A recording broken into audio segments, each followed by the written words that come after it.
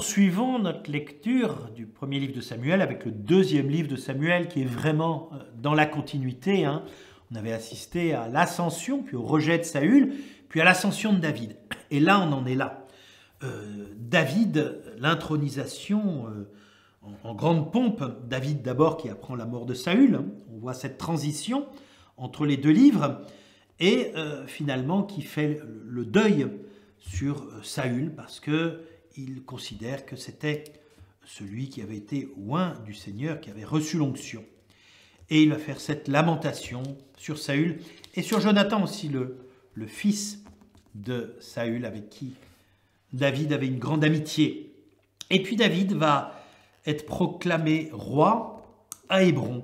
Alors, sacré roi de Juda, vous savez, il y avait le royaume du nord, du sud. Juda, c'est au sud. Hébron est la capitale. Et il va y avoir un certain nombre d'intrigues, après, des batailles. On voit que, dans la prise de pouvoir, dès que David va accéder à la royauté, eh bien, il va y avoir des jalousies, des rivalités. Il va y avoir des victoires aussi, il va aller un certain nombre de victoires. Et puis, peu à peu, le ralliement, et ça, c'est la grande victoire de David aussi, des tribus du nord, avec la prise de Jérusalem. Au chapitre 5, le roi, avec ses hommes, marcha sur Jérusalem et il va en faire sa capitale. Donc Jérusalem est associé aussi à la figure de David. Jérusalem va faire venir l'arche à Jérusalem et qui va devenir le centre, la capitale religieuse. D'où l'importance de la figure de David. David va être roi sur le nord et le sud.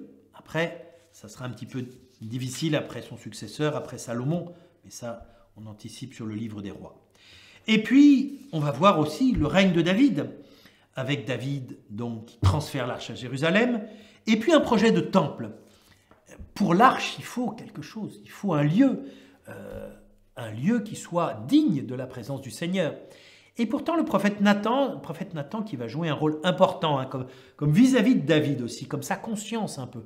Le prophète, c'est la conscience de ceux aussi qui détiennent le pouvoir politique. Et il va lui annoncer, non, c'est pas toi, parce que toi, tu es toujours dans les batailles et dans la guerre, ça sera ton successeur qui construira le temple.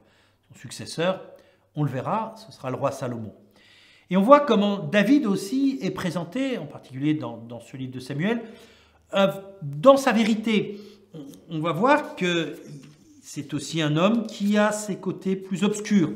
Et notamment lorsque, dans toutes ces guerres, de temps en temps, il ne va pas, et on voit au chapitre 11 et 12, comment n'allant pas à la guerre avec ses généraux et restant à Jérusalem, il va convoiter Bethsabée, la femme de Uri, comment il va la prendre pour femme, faire tuer son mari, et puis comment Nathan va dénoncer ce crime de David. Là encore, on voit que David s'est laissé emporter par sa passion, et on voit petit à petit comment il est aveuglé, et il est même incapable de se rendre compte du mal qu'il a fait. Il a pris la femme d'un de ses généraux, et il a fait tuer, en mentant d'ailleurs, par le mensonge, ce général. Et puis, voilà, tout se passe comme ça devrait se passer, mais Nathan va voir le roi David, et puis il va lui raconter une petite parabole, au chapitre 12, pour lui faire comprendre, mais qu'il est un meurtrier. Tu as pris la femme de quelqu'un, alors que toi, tu as toutes les femmes que tu veux, tu as tout le pouvoir, et en plus, tu lui as donné la mort, tu l'as mis à mort. Et David prend conscience, grâce à la parole du prophète, de son péché. David va demander pardon au Seigneur, ça donnera le fameux psaume 50, « Pitié pour moi, mon Dieu, dans ton amour ». Et il y a un petit texte avant le psaume 50, vous pouvez voir dans le psautier, quand David a commis son péché avec Bethsabée. Et ça, c'est le prophète qui va révéler ça. Et puis, on va avoir un certain nombre de récits, les chapitres 11 à 20, avec les difficultés du règne, des jalousies, les successions. Le roi Salomon, qui va naître de l'union de Bethsabée, sachant que Bethsabée est enceinte, alors que Uri est encore vivant, mais l'enfant ne survivra pas, le premier enfant. Et le deuxième enfant sera Salomon. Et puis, on voit le fils aussi de David qui va se révolter contre lui, Absalom. et comment Absalom finira par être tué d'ailleurs par Joab, qui sera tout heureux d'annoncer la mort. Ben voilà, ton fils qui voulait du mal, il a été tué. Là aussi, la manière dont il est tué, faut lire le récit, c'est tout à fait impressionnant. Et bien, ce ne sera pas une bonne nouvelle pour David. David ira pleurer en disant « Absalom, mon fils, Absalom, mon fils ».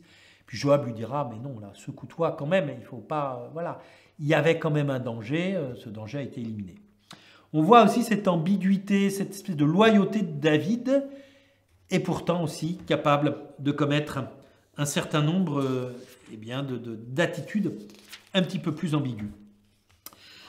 Des tensions entre Juda et les tribus du Nord aussi qui vont se faire sentir. Et puis à la fin, les chapitres 21 à 24, où on a toute une liste de documents. On parle d'une grande famine, il y a un grand cantique de David, et puis c'est des paroles de David, la liste de ses généraux, de ses guerriers. Et puis un autre événement, un dénombrement. David, au chapitre 24, on connaît moins ce qu'on appelle le deuxième péché de David, va demander de recenser le peuple. Or, le recensement, ça veut dire mettre la main, compter, vous savez, cette espèce d'action comptable. C'est Dieu qui doit faire cette action. Ce n'est pas au roi de se dire, voilà, quel est mon pouvoir, et donc je compte, je recense. Et finalement, là aussi, il va en subir les conséquences. Alors les conséquences, on lui fera choisir entre la guerre, la famine et la peste. Il choisira finalement la conséquence la plus courte.